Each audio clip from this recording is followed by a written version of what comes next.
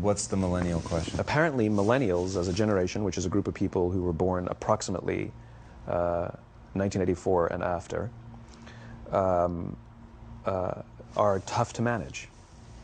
And they're accused of being entitled and narcissistic and self-interested, unfocused, lazy. But entitled is the big one. And because they confound leadership so much, what's happening is leaders are asking the millennials, what do you want? And millennials are saying, we want to work in a place with purpose, love that. We want to make an impact, you know, whatever that means. We want free food and beanbags. And so somebody articulates some sort of purpose, there's lots of free food and there's beanbags, and yet for some reason they're still not happy. And that's because they're missing, there's a missing piece. What I've learned is that I can break it down into 4 pieces, right? There are four things, 4 characteristics. One is parenting, the other one is technology, the third is impatience, and the fourth is environment. The generation that we call the millennials, too many of them grew up subject to, not my words, failed parenting strategies, you know? Where, for example, they were told that they were special all the time. They were told that they could have anything they want in life, just because they want it, right? They were told, some of them got into honors classes, not because they deserved it, but because their parents complained. And some of them got A's, not because they earned them, but because the teachers didn't want to deal with the parents. Some kids got participation medals. You got a medal for coming in last, right? Which the science we know is pretty clear, which is it devalues the medal and the reward for those who actually work hard. And it actually makes the person who comes in last feel embarrassed because they know they didn't deserve it, so it actually makes them feel worse, right? So you take this group of people, and they graduate school, and they get a job, and they're thrust into the real world, and in an instant, they find out they're not special, their moms can't get them a promotion, that you get nothing for coming in last, and by the way, you can't just have it because you want it, right? And in an instant, their entire self-image is shattered. And so you have an entire generation that's growing up with lower self-esteem than previous generations. The other problem, to compound it, is we're growing up in a Facebook, Instagram world. In other words, we're good at putting filters on things. We're good at showing people that life is amazing even though I'm depressed, right? And so everybody sounds tough, and everybody sounds like they got it all figured out. And the reality is there's very little toughness, and most people don't have it figured out. And so when the more senior people say, well, what should we do? They sound like, this is what you got to do. And they have no clue, right? So you have an entire generation growing up with lower self-esteem than previous generations, right? Through no fault of their own. Through no fault of their own, right? They were dealt a bad hand, right? Now let's add in technology.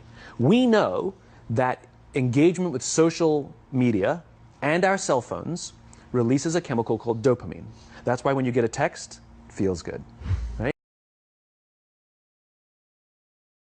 That 10 texts to 10 friends, you know, hi, hi, hi, hi, hi. Because it feels good when you get a response, right? Right?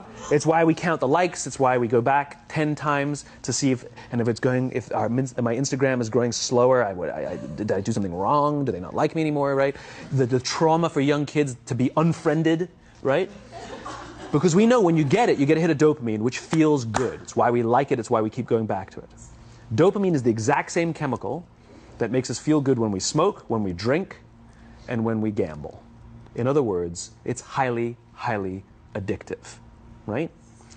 We have age restrictions on smoking, gambling, and alcohol, and we have no age restrictions on social media and cell phones, which is the equivalent of opening up the liquor cabinet and saying to our teenagers, hey, by the way, this adolescence thing, if it gets you down... But that's basically what's happening. That's basically what's happening, right? That's basically what happened. You have an entire generation that has access to an addictive, numbing chemical called dopamine through social media and cell phones as they're going through the high stress of adolescence. Why is this important?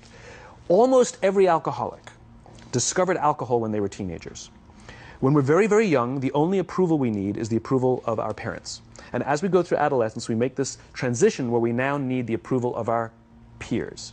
Very frustrating for our parents, very important for us. It allows us to acculturate outside of our immediate families into the broader tribe, right? It's a highly, highly stressful and anxious period of our lives, and we're supposed to learn to rely on our friends. Some people, quite by accident, discover alcohol and numbing effects of dopamine to help them cope with the stresses and anxieties of adolescence. Unfortunately, that becomes hardwired in their brains, and for the rest of their lives, when they suffer significant stress, they will not turn to a person, they will turn to the bottle. Social stress, financial stress, career stress, that's pretty much the primary reasons why an alcoholic drinks, right? What's happening is, because we're allowing unfettered access to these dopamine-producing devices and media, basically it's becoming hardwired, and what we're seeing is as they grow older, too many kids don't know how to form deep, meaningful relationships. Their words, not mine. They will admit that many of their friendships are superficial. They will admit that their friends, that they don't count on their friends, they don't rely on their friends, they have fun with their friends, but they also know that their friends will cancel on them if something better comes along. Deep, meaningful relationships are not there because they never practice the skill set, and worse, they don't have the coping mechanisms to deal with stress. So when significant stress starts to show up in their lives, they're not turning to a person, they're turning to a device, they're turning to social media, they're turning to these things which offer temporary relief. We know, the science is clear, we know that people who spend more time on Facebook suffer higher rates of depression than people who spend less time on Facebook, right? These things balanced. Alcohol is not bad, too much alcohol is bad. Gambling is fun, too much gambling is dangerous, right? There's nothing wrong with social media and cell phones. It's the imbalance, right? If you're sitting at dinner with your friends and you're texting somebody who's not there, that's a problem. That's an addiction. If you're sitting in a meeting with people you're supposed to be listening to and speaking, and you put your phone on the table, face up or face down, I don't care, that sends a subconscious message to the room that you're just not that important to me right now, right?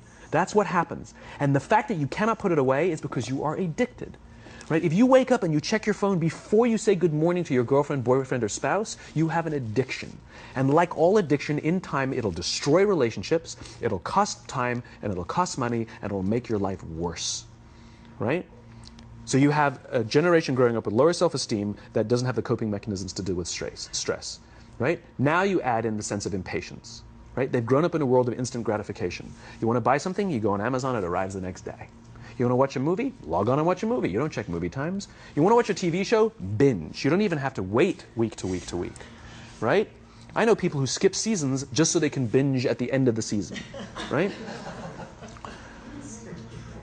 Instant gratification. You want to go on a date? You don't even have to learn how to be like, hey. You don't even have to learn and practice that skill. You don't have to be the uncomfortable one who says yes when you mean no and says no when you mean no, but yes when you... You don't have to swipe right. Bang, I'm a stud. Right? You don't have to learn the social coping mechanisms. Right? Everything you want, you can have instantaneously. Everything you want, instant gratification. Except job satisfaction and strength of relationships, there ain't no app for that. They are slow, meandering, uncomfortable, messy processes. And so I keep meeting these wonderful, fantastic, idealistic, hardworking, smart kids. They've just graduated school. They're in their entry-level job. And I sit down with them and I go, how's it going? They go, I think I'm going to quit. I'm like, why? They're like, I'm not making an impact. I'm like, you've been here 8 months. You know? It's as if they're standing at the foot of a mountain and they have this abstract concept called impact that they want to have in the world, which is the summit. What they don't see is the mountain. I don't care if you go up the mountain quickly or slowly, but there's still a mountain. And so what this young generation needs to learn is patience.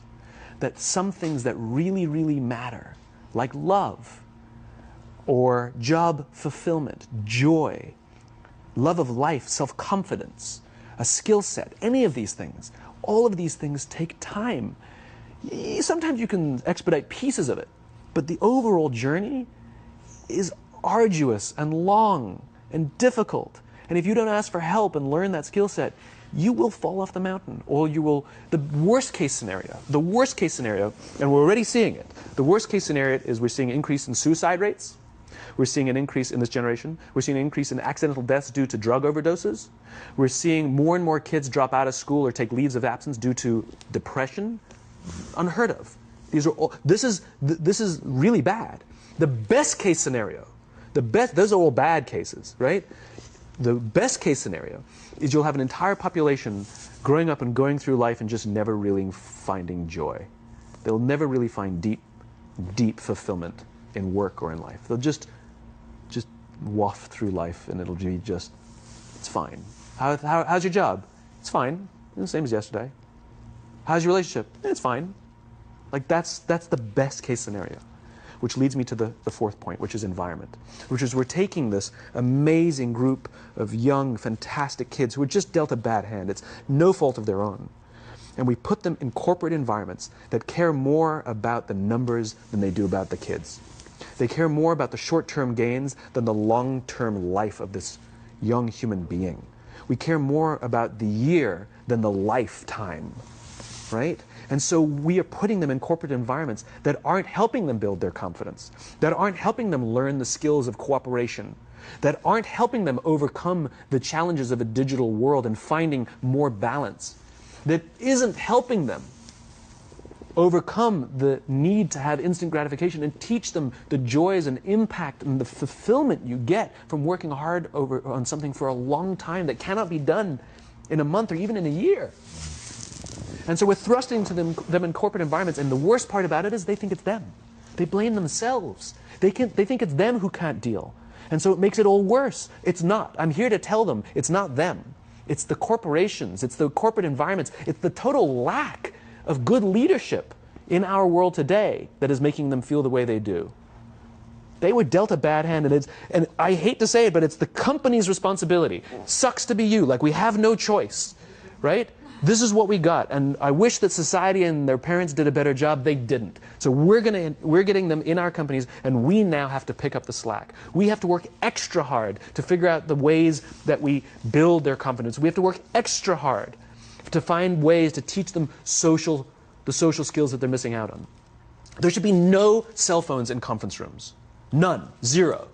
And I don't mean the kind of like sitting outside waiting to text. I mean like when you're sitting and waiting for a meeting to start, this is what we all do. We all sit here and wait for the meeting to start. Meeting starting? Okay. And we start the meeting. No, that's not how relationships are formed. Remember we talked about it's the little things? Relationships are formed this way. We're waiting for a meeting to start and we go, how's your dad? I heard he was in the hospital. Oh, he's really good. Thanks for asking. He's actually at home now. Oh, I'm really glad. That was really amazing. I know, it was really scary for a while. That's how you form relationships. Hey, did you ever get that report done? Oh my God, no, I didn't. I'll help you out. Can I help you out with that? Really? That's how trust forms. Trust doesn't form at an event in a day. Even bad times don't form trust immediately. It's the slow, steady consistency.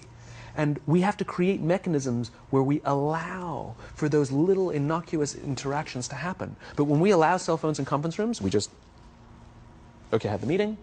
And then my favorite is like when there's a cell phone there and you go like this, you go. It rings and you go. I'm not going to answer that. Like, Mr. Magnanimous, you know? When you're out for dinner with your friends, like, I do this with my friends. When we're going out for dinner and we're leaving together, we'll leave our cell phones at home. Who are we calling? Maybe one of us will bring a phone in case we need to call an Uber or take a picture of our meal. That goes without saying, come